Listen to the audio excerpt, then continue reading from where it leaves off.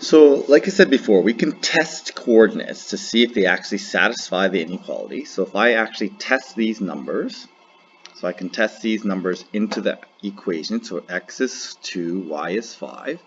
So I end up with 2 minus 2 times 5 plus 5. Sorry, minus 2 plus 5 minus 5 is greater than or equal to 0. So this is going to be negative 5 is greater than or equal to 0. That doesn't work, right? So that does not fit the inequality. Plugging in negative 1, so we get negative 1 minus 2, negative 1 plus 5, minus 7 is greater than or equal to 0. So that becomes negative 3 times positive 4. Okay, so it's going to be negative 12 minus 7 is greater than or equal to 0. That's not true either. So that point does not satisfy the inequality. And so 0 minus 2, 0 plus 5, minus negative 5 is greater than or equal to 0. In this case, we are going to end up with, let's see here, negative 2. So we're going to end up with negative 10 plus 5. And that's less than or equal to, or greater than or equal to 0. That again is not true. So we have all those 5 coordinates that do not satisfy the inequality. Those 3 coordinates don't satisfy the inequality. So when we sketch the graph and plug those points in, so I'm going to sketch the graph here. So there's my quadratic. Here's my axes. My quadratic has zeros at positive 2 and negative 5.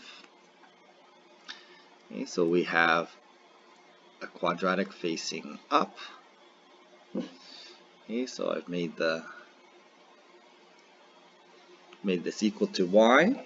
Okay, so I'm going to write it like this: x minus 2, x plus 5 is greater than or equal to y. Okay, or in other words, y is less than.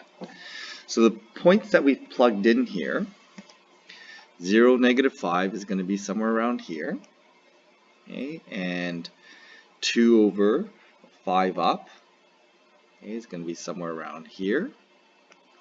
Okay, so that's going to be 2, 5, 0, negative 5. There's my y-intercept.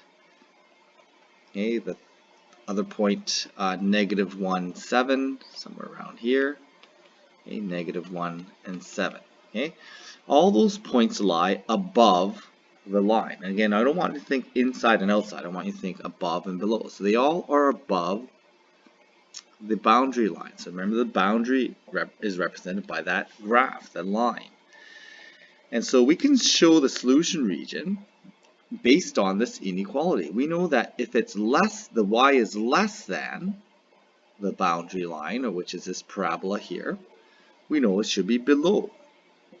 So we can determine the solution region. Okay. We can determine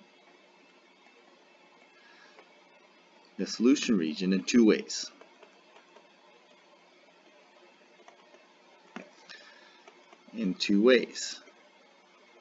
Okay.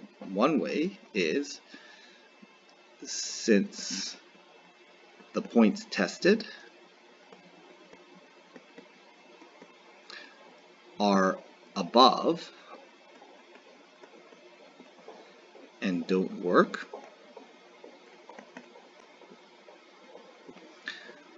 the solution is below. This is by default, is below the line. Okay. The second way we can do this is, since y is less than or equal to the parabola, which is f of x. Okay, so we want the y's that are less than. The solution is below.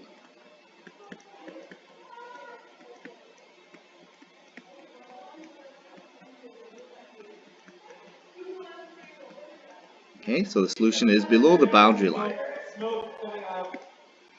Okay, so then